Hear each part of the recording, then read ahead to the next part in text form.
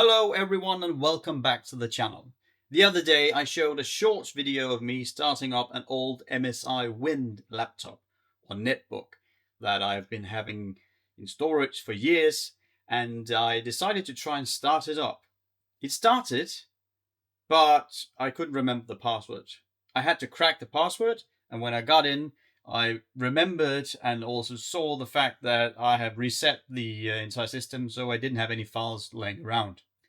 So today we're going to try to install Linux, and we first have to change the hard drive with an SSD. So let's get started. So as you can see, this is the MSI Wind. It boots. Now the power supply has charged up the battery. It's actually able to run off the battery for quite a while. So I'm really amazed that this old battery that's not been used in like 15 years or something like that, 15 or 16 years, is still working.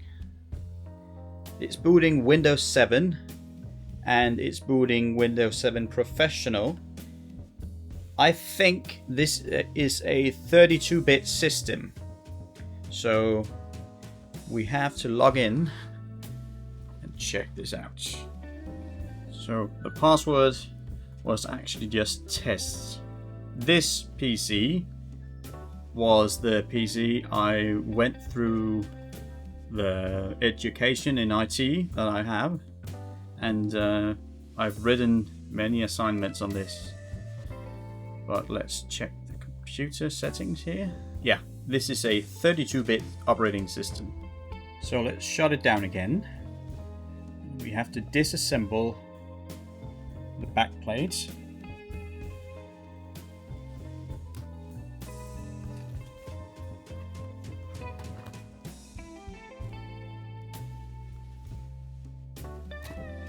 (7,800 milliamp hours at 11.1 volts. So it's a 3-cell battery, or at least it's a 3S battery with 9 cells, 6 cells. I'm not sure. I think it might be 6 cells, but yeah, that's the larger battery. I did disassemble this before. I am going to use this screwdriver set I bought the other day. I think this one might be the right bit.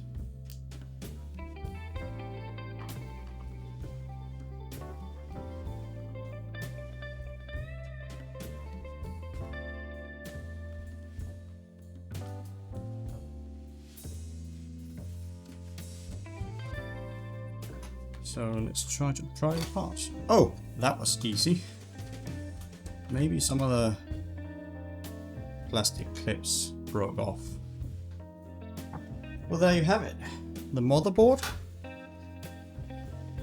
we have here. We have 1 GB of DDR2 RAM.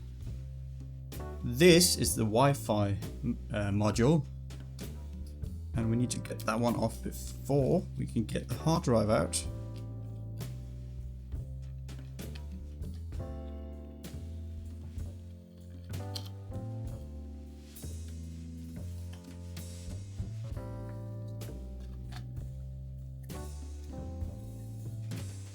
(160 gigabytes of hard drive. If I remember correctly, the original hard drive was 80 gigabytes, so I upgraded this one at one point in time. This bracket has to come off as well, because we need that for the SSD.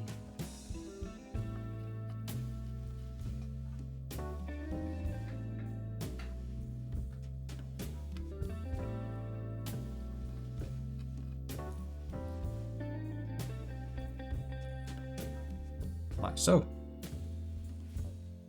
So I have this 120 gigabytes of SSD. So we are going down in the number of gigabytes, but doesn't really matter.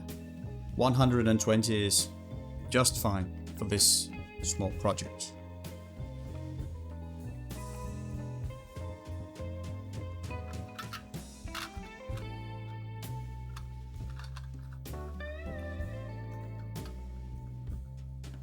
that. Let's get this one.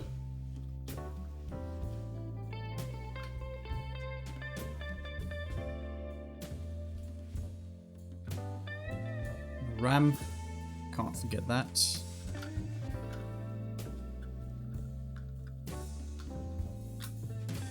Let's get the cover back on.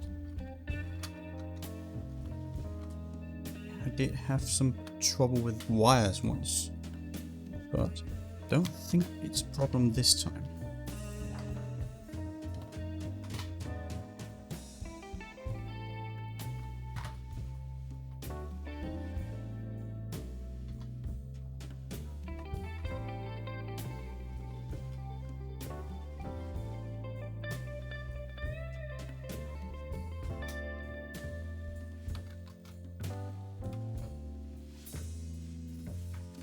Battery back.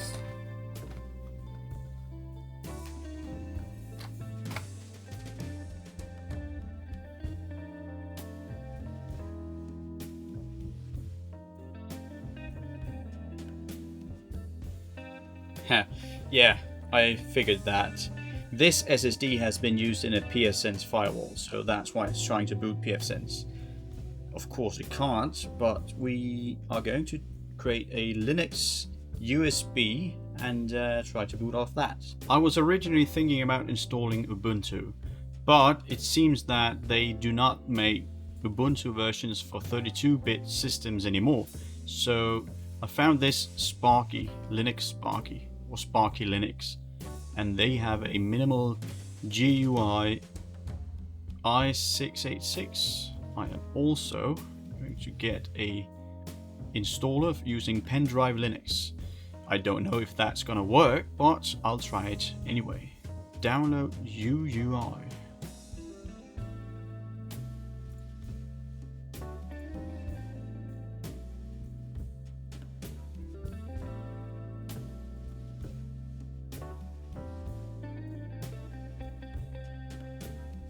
Actually, when using the Universal USB installer, I can select a distribution to put on, and there is actually Sparky Linux. I saw it somewhere. There, Sparky Linux. So I should browse and select this Sparky Linux. Okay, so I have to choose the ISO I just downloaded, like so. Just copying the ISO over. Okay. No, I would not like to add any more right now. And we have the Linux ISO right here. So let's plug in this USB.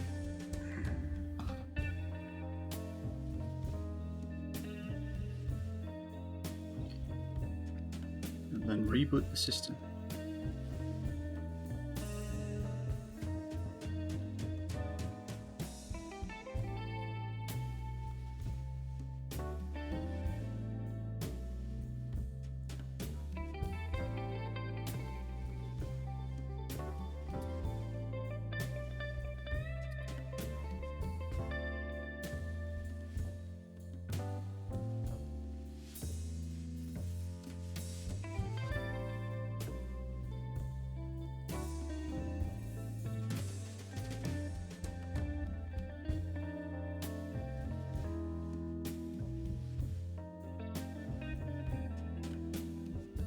Hopefully when we get everything installed in the SSD, it's gonna run a bit faster.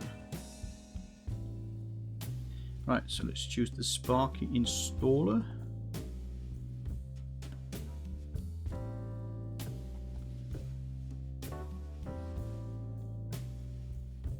Okay. Password for root, which is what? There is no password.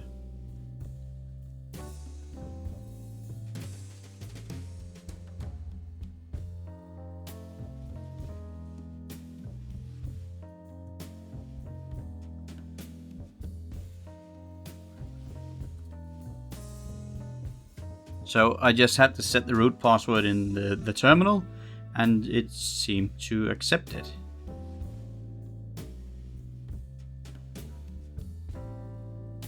Let's resolve this. Plug this into a power source. And maybe we can connect it to my guest network.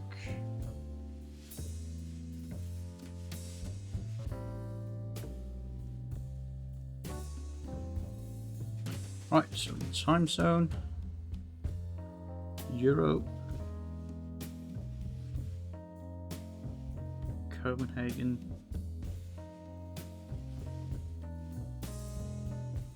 Danish default, which is just fine. That's the disk.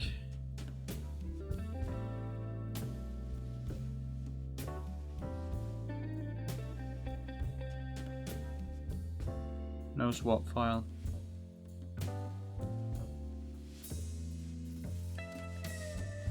Let's type in Yoda. U100, that's fine. Password. Let's just put in test, just as the other one.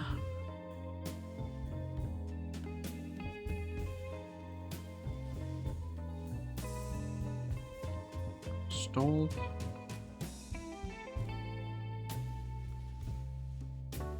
So far, so good.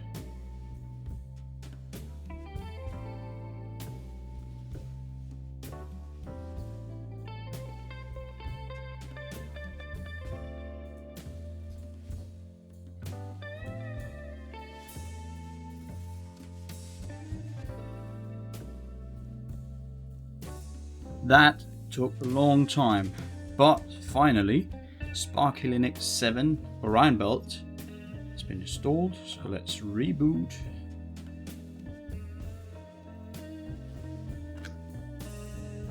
Take out the USB key.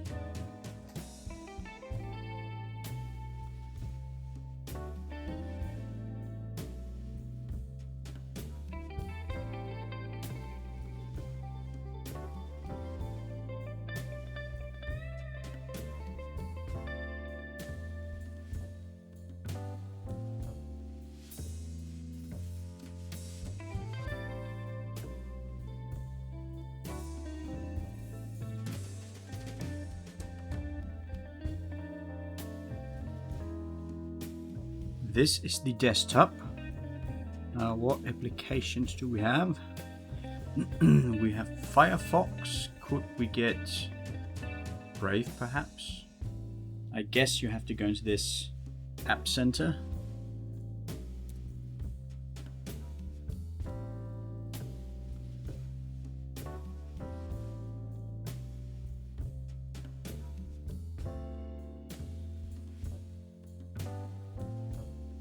Wait for that, so let's go let's go to the Firefox and see if we can get into Google or something.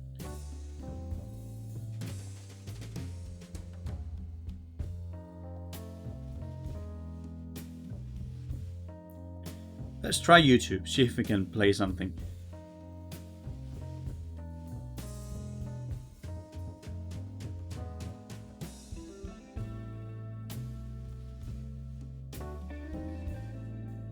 So that was not successful.